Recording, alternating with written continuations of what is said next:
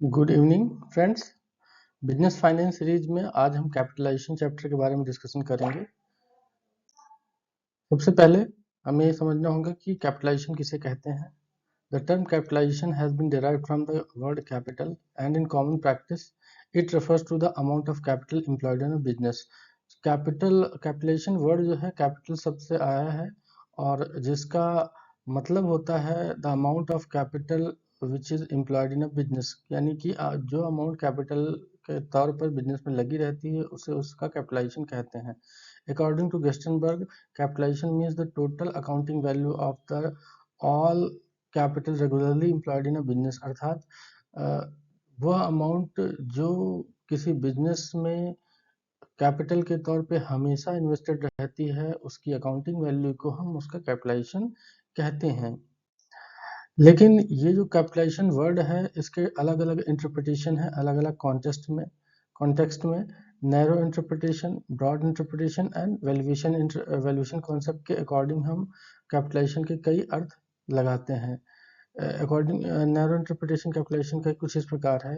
Narrow interpretation में इसे quantitative sense में यूज करते हैं and it refers to the process of the determining the quantum of funds that a firm needs to run a business, यानी किसी business को run करने के लिए जो अमाउंट ऑफ कैपिटल की जरूरत होती है उस अमाउंट ऑफ कैपिटल को निर्धारित करने की प्रक्रिया को हम कैपिटलाइजेशन कहते हैं। लेकिन अगर हम ब्रॉडर इंटरप्रिटेशन इसका देखें तो कैपिटलाइजेशन का मीनिंग इन 3 पॉइंट्स से मिलकर बना होता है। पहला, estimating the total amount of capital raised, ये डिसाइड करना कि कितना अमाउंट ऑफ कैपिटल किसी बिजनेस को चाहिए, ये कैपिटलाइजेशन का हिस्सा है। दूसरा, determining the type of securities to be issued, total amount of capital जो कि टोटल अमाउंट ऑफ कैपिटल जिसे हम डिफरेंट सोर्सेज से कलेक्ट करेंगे, उन सोर्सेस को जिन सिक्योरिटीज के तौर पे इशू किया जाएगा उन सिक्योरिटीज का डिसीजन कैपिटलाइजेशन के अंतर्गत आता है।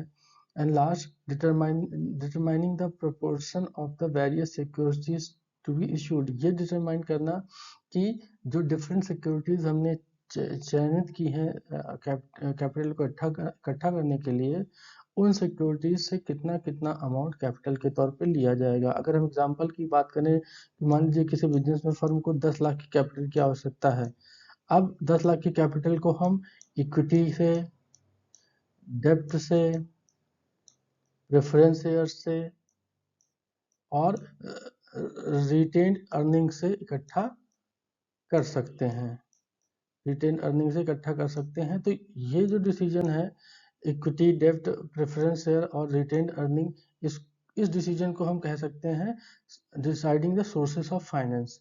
अब इक्विटी से कितना अमाउंट आएगा ये डिसाइड करना, डेब्ट से कितना अमाउंट करना ये डिसाइड करना, प्रेफरेंस शेयर से कितना अमाउंट आएगा, रिटेन अर्निंग से डिसाइड करना, ये क्या कहलाता है, the proportion of the various securities, यानी कि फाइनेंस मिक्स कितना होगा ये डिसाइड करना भी कैपिटलाइजेशन का ही हिस्सा होता है।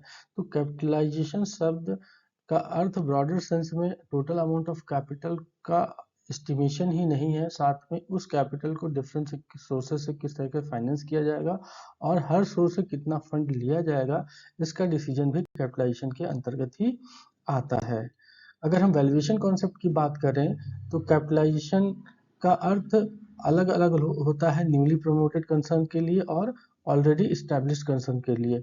जो बिजनेस न्यूली प्रमोटेड कंसर्न है, यानी जो अभी अभी बनने जा रहे हैं या स्टार्ट होने जा रहे हैं, उन बिजनेस के लिए कैपिटलाइजेशन का मतलब होता है टोटल अमाउंट ऑफ कैपिटल जो कि किसी बिजनेस के इस्टेब्लिशमेंट से लेकर के उस बिजनेस के वर्क में आने तक जरूरत होता है जो फंड, उस फंड की अमाउंट को हम कैपिटलाइजेशन कहते हैं। यानी कि न्यूली बिजनेस के लिए total fund which is required for the establishment of business as well as for running the business, the amount is called capitalization. But for the already established concern, जो business पहले से बने हुए हैं उनके लिए कैपिटलाइजेशन का मतलब होता है the present valuation of total capital employed, यानी बिजनेस में जो टोटल कैपिटल इन्वेस्टेड है उस इन्वेस्टेड कैपिटल का प्रेजेंट वैल्यूएशन क्या है, करंट वैल्यूएशन क्या है, इस चीज को डिसाइड करना कैपिटलाइजेशन कहलाता है। अगर हम समरी के तौर पे बात करें कैपिटलाइजेशन किसे कहेंगे, तो कैपिटलाइजेशन वह है जो किसी बिजनेस को रन करने के लिए जो total amount of capital long term और शॉर्ट टर्म में जरूरत पड़ेगी, उसका उस अमाउंट को हम उस फर्म का कैपिटलाइजेशन कहते हैं। या फिर किसी बिजनेस में जो लॉन्ग टर्म या शॉर्ट टर्म कैपिटल जो हमेशा इन्वेस्टेड रहती है, उस अमाउंट को हम उसका कैपिटलाइजेशन कहते हैं। तो आज के लिए इतना ही रखते हैं। Thank you.